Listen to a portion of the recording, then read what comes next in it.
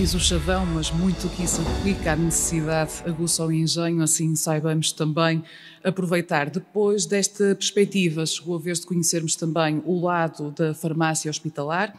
A doutora Paula Campos, presidente do Colégio de Farmácia Hospitalar da Ordem dos Farmacêuticos, vai-se juntar a nós via remota.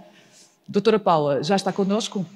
Doutora, bom dia ao Algarve, junta-se a nós através do Algarve, portanto, vai-nos dar a conhecer um pouco também desta realidade hospitalar e, imagino eu, ou pelo menos também temos essa expectativa, já alguns resultados do questionário feito aos hospitais. Sim, exatamente. Vamos fazer vou fazer um breve resumo do que foi o questionário, porque o tempo é limitado, mas o questionário debruça-se sobre a proximidade da dispensa dos medicamentos exclusivos hospitalares e outros, e dar só uma ideia do que foi esse questionário.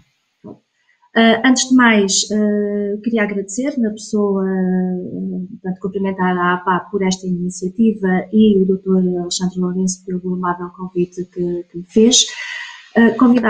Cumprimentar todos os presentes. Infelizmente não vou poder estar porque estou de serviço, hoje à tarde terei que estar a trabalhar e, portanto, não foi possível me deslocar a Lisboa. Cumprimentar também a AstraZeneca pelo apoio a esta iniciativa e, como é óbvio, não pode deixar de ser, terei que cumprimentar também a minha pastorária, com quem colaborei bastante ao longo destes tempos, umas vezes de acordo, outras vezes com menos acordo, mas tentamos levar sempre a bom porto todas as respostas que a Ordem dos Farmacêuticos foi chamada a dar durante este período. E assim iria começar fazendo um pequeno enquadramento, portanto, uma pequena agenda do que irei falar. Esta minha agenda passará por fazer um enquadramento, irei abordar algumas respostas que a farmácia deu, nomeadamente com intervenções que o colégio teve e depois veio a encontrar a sua ação na farmácia hospitalar. Vou-vos apresentar alguns resultados do inquérito que foi elaborado com a avaliação da resposta da dispensa em proximidade da farmácia hospitalar e depois farei umas breves conclusões. Neste primeiro enquadramento, como há pouco o professor Francisco Ramos abordou, não é uma novidade, ou seja, a dispensa em proximidade já existem projetos em farmácias hospitalares há alguns anos, é uma necessidade que o farmacêutico hospitalar já sentiu há muito tempo. Há doentes que têm que se deslocar vários quilómetros para poder ir buscar mensalmente a sua terapêutica ao hospital, e isso fez com que o farmacêutico hospitalar procurasse alternativas de maneira a minimizar e procurar também aumentar a adesão terapêutica do doente. O que é que a pandemia trouxe?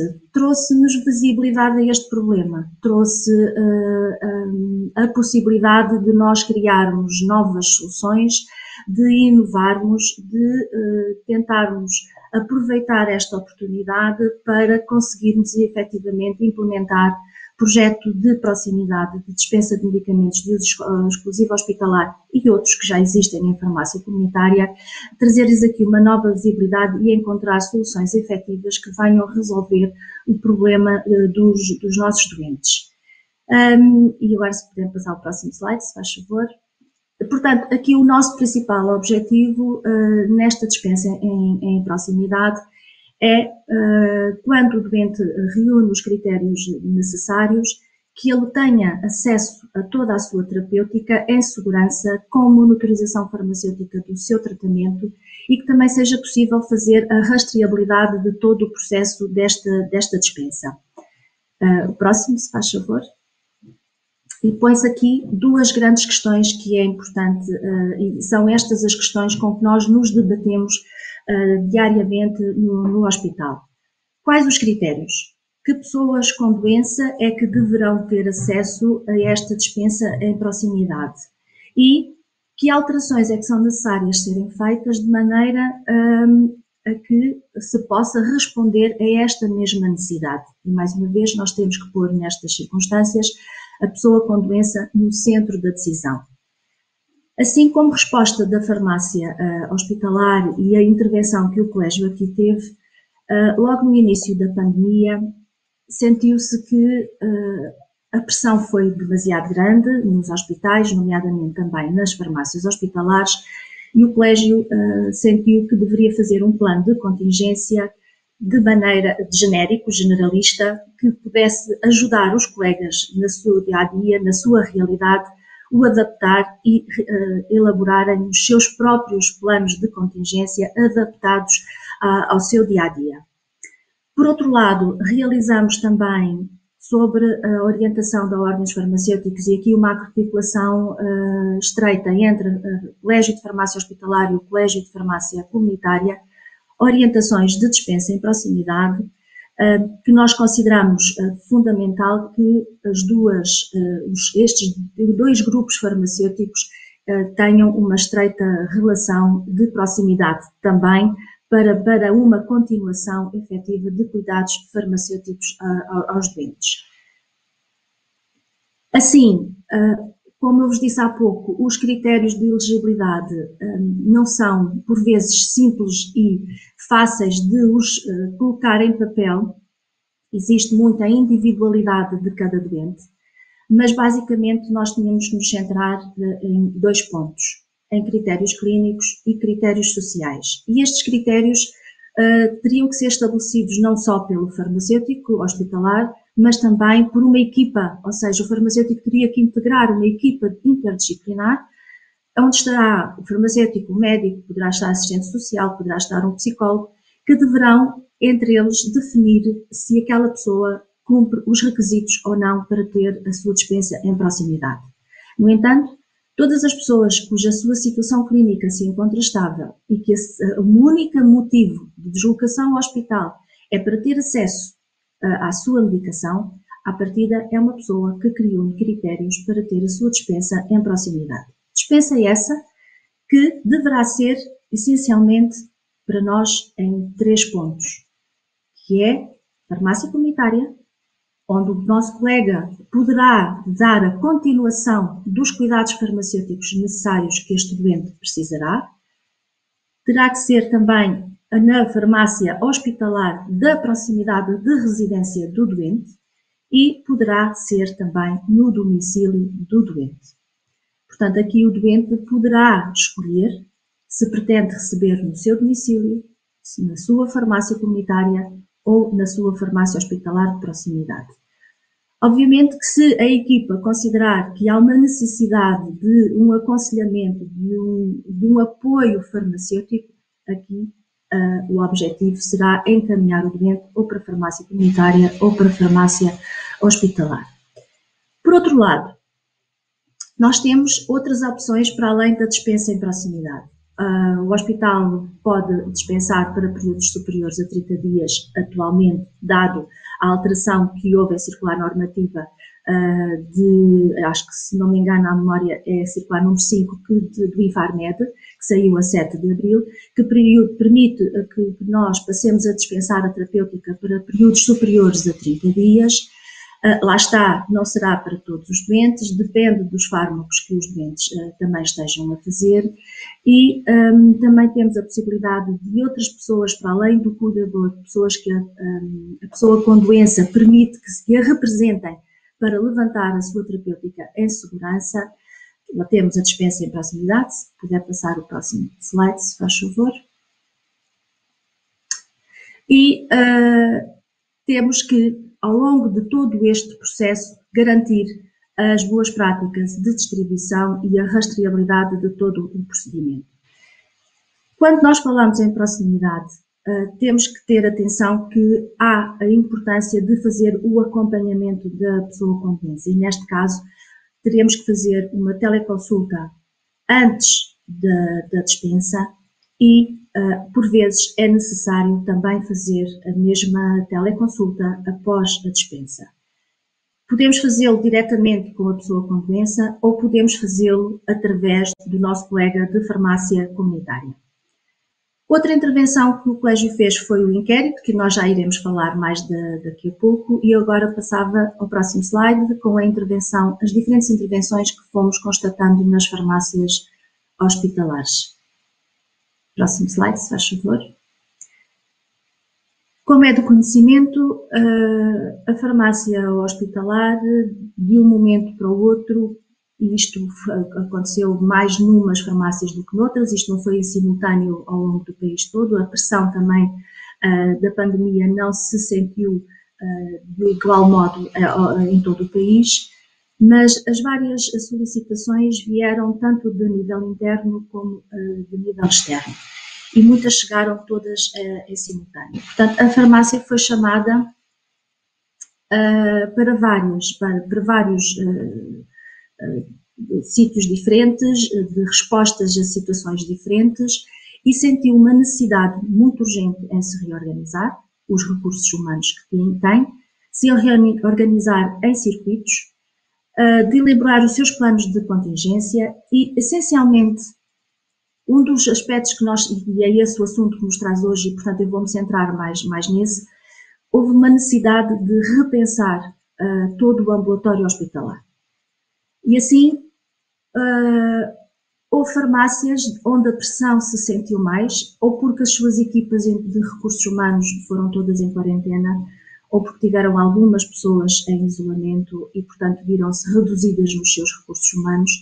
Houve aqui uma necessidade de reforçar os recursos humanos na área do ambulatório. Houve a necessidade de redefinir os circuitos. E este redefinir os circuitos era de ter circuitos mais seguros para que as pessoas que tivessem que vir presencialmente à sua consulta farmacêutica pudessem o fazer em segurança. Obviamente que estes circuitos foram definidos em planos de contingência do hospital e em planos de contingência da própria farmácia.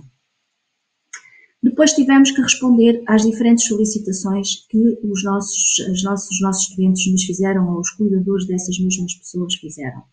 E um dos grandes problemas que nós tivemos foi: há muitas farmácias hospitalares que não têm uma linha direta ao ambulatório, que não têm um correio eletrónico dedicado. E em pouco tempo nós tivemos que o criar. Teve-se criar estas linhas diretas. Algumas não eram suficientes, mas também não havia pessoas suficientes para atender todos os telefonemas que tivemos neste período. Foi difícil. Foram muitas horas extras de trabalho, dado que o reforço dos recursos humanos não foi o suficiente em alguns casos.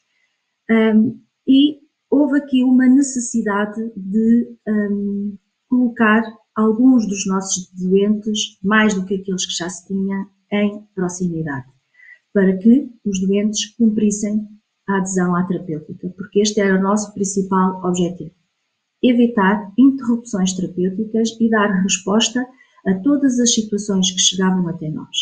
E, por outro lado, também ter a capacidade de procurar os doentes que desapareceram.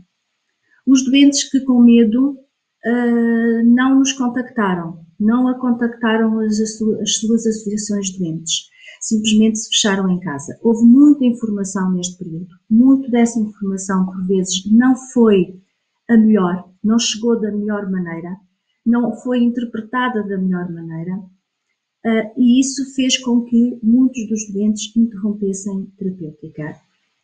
E, portanto, o que nós procuramos fazer foi estabelecer pontes com outras farmácias hospitalares, com farmácias comunitárias, com associações de doentes, municípios, juntas de freguesia, outras entidades do setor social que quiseram colaborar para conseguirmos fazer uma dispensa em proximidade. No entanto, e é importante aqui realçar um aspecto, há uma necessidade constante de manter um medicamento que chegue junto do seu doente com uma continuidade de cuidados farmacêuticos. E há uma coisa que nós temos que fazer, uma separação clara. Uma coisa é uma dispensa, em que eu tenho um aconselhamento e tem que ser feito pelo farmacêutico, tanto faz ser pelo farmacêutico hospitalar como pelo farmacêutico comunitário, tem que ser feito um acompanhamento desse doente. Outra questão é uma entrega. E muitas vezes os representantes dos doentes podem vir buscar a sua terapêutica, a terapêutica das pessoas com doença à farmácia hospitalar ou mesmo a farmácias comunitárias, e isso não pode afetar a continuidade dos cuidados farmacêuticos. Portanto, o farmacêutico hospitalar, assim como o farmacêutico comunitário, nestas circunstâncias, têm que comunicar, têm que fazer o seu trabalho junto da pessoa com doença.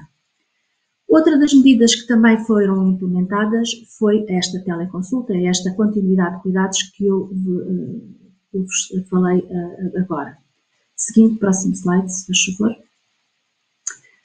Nos doentes que tiveram que permanecer no hospital porque não tiveram critérios de proximidade, nomeadamente doentes que têm a sua terapêutica ajustada por análises, muitas vezes semanalmente ou quinzenalmente, estes doentes, pela sua necessidade de ir ao hospital, nós tivemos que tentamos marcar as consultas em agendamento, de maneira a evitar que houvesse muita gente em sala de espera, à espera, como se sabe, seria um acumular e um modo de transmissão para evitar que essa situação ocorresse e para termos os nossos circuitos seguros, fizemos a marcação de consultas.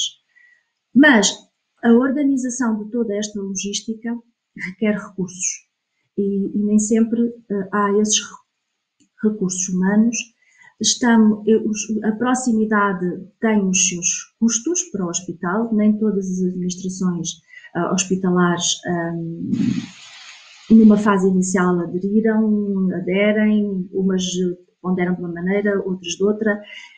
Há uma necessidade de pensar nesta logística e pensar no financiamento desta logística da medicação. E por fim, o farmacêutico da área do ambulatório hospitalar tem que participar nas reuniões interdisciplinares de decisão terapêutica. Nestas reuniões vai-se decidir se o doente se mantém com aquele fármaco ou se muda, se o doente reúne critérios ou não reúne critérios para um regime ou para um programa de proximidade. E, portanto, o farmacêutico tem que ter disponibilidade para estar presente nestas reuniões, tem que reunir a informação necessária para levar a estas reuniões para a tomada de decisão. O próximo slide, se faz favor. Passando ao inquérito que nós elaboramos, temos uma amostra de 32 hospitais, tudo hospitais do SNS. O período de análise foi de 1 de março a 31 de maio. Algumas das questões que nós colocamos, eu trouxe apenas 4, que é o número de doentes total em ambulatório hospitalar, o número de atendimentos que foram efetuados presencialmente e depois os que temos em proximidade. E quais as principais alterações efetuadas no ambulatório hospitalar. Próximo. Assim, o número total destes 32 hospitais foi de 148.124 doentes, dos quais 21.472 tiveram a oportunidade de ter a dispensa em proximidade, o que corresponde a cerca de 14,5% dos doentes. Próximo slide. A sua distribuição, nós fizemos a distribuição por secção regional, para percebermos melhor como é que havia a distribuição ao longo do país, mas no slide seguinte conseguimos perceber em termos de percentagens que a região centro foi a que teve maior percentagem de doentes em proximidade, seguida da região sul e posteriormente da região norte. No último slide relativamente ao inquérito, podemos ver que mesmo assim ainda temos 85% dos doentes em dispensa presencial na farmácia hospitalar, 15% colocados em proximidade e destes 15%, 9% estiveram com diferentes vias de proximidade. Diferentes vias de proximidade quer dizer outros hospitais, outros hospitais mais próximos da zona de residência, farmácias comunitárias e domicílios. E depois temos via LAV, foi a informação que chegou até nós através da linha de apoio ao farmacêutico e que depois nós de contactarmos o doente e de falarmos com o doente, também aqui colocamos alguns doentes e neste caso foram cerca de 6% dos doentes. Assim, e para concluir, eu gostaria de realçar que o farmacêutico hospitalar deve sempre garantir que o medicamento chegue de forma atempada à pessoa com doença, deve salvaguardar a continuidade desses cuidados, deve garantir que haja uma correta comunicação, especialmente com o farmacêutico comunitário, e terá que também, por outro lado, garantir e assegurar-se que são respeitadas as regras de boa prática de distribuição e a rastreabilidade de todo o processo de dispensa em proximidade. Para finalizar, no slide seguinte, eu gostaria de realçar que 85% dos doentes em proximidade, em dispensa presencial, ainda são muitos doentes. Muitos destes doentes podem, sem dúvida, passar para um regime de proximidade. Não houve tempo. A capacidade, apesar do enorme esforço que o farmacêutico hospitalar fez, de toda a sua dedicação, o trabalho sob pressão que teve, muito conseguiu. Respondemos sempre às solicitações e tentamos sempre responder a todas as solicitações que nos chegaram. Mas, neste momento, acho que já temos uma experiência que nos permite tomar decisões e espero que depois com a apresentação que o grupo de trabalho vai ter daqui a pouco sobre a proximidade nos possa trazer alguma informação sobre isso. É importante decidir que medicamentos é que ficam ou que devem ficar na farmácia hospitalar e quais os que podem passar para a farmácia comunitária e com que financiamento é que é feito. É extremamente importante que o farmacêutico hospitalar possa comunicar com o farmacêutico comunitário em plataformas próprias, que respeitem a confidencialidade de dados do doente. Que haja partilha de informação. Esta partilha de informação vai permitir reconciliações terapêuticas. E estas reconciliações terapêuticas vai permitir que os doentes não sejam tão internados como tem acontecido e tantas vindas à urgência como tem acontecido, e ainda há pouco na intervenção anterior se demonstrou, por reações adversas, por iatrogenia medicamentosa. Há necessidade de partilha desta informação de um modo estruturado. E, por outro lado, temos que nos assegurar que a consulta farmacêutica, a intervenção farmacêutica nesta consulta lhe seja atribuído um valor. É um ato farmacêutico. Nós estamos a tentar, através desta consulta e esta nossa intervenção, aumentar a adesão à terapêutica do doente e com isto vamos, com certeza, ter ganhos em saúde e vamos, obviamente, diminuir o desperdício que ainda é bastante elevado no nosso país. E com isto termino. Um bem-aja a todos. Muito obrigada, doutora Paula Campos. Deu-nos seguramente vários dados interessantíssimos também para depois o debate que se vai seguir na segunda parte da nossa manhã, mas também dentro desta muita margem de manobra para maior proximidade e mudanças para ganhos em saúde, como acabou de dizer, quer da parte hospitalar, quer da parte na comunidade, no centro de tudo isto está o doente. E, como já referimos, que expectativas, que necessidades, como as concretizar, que custos até.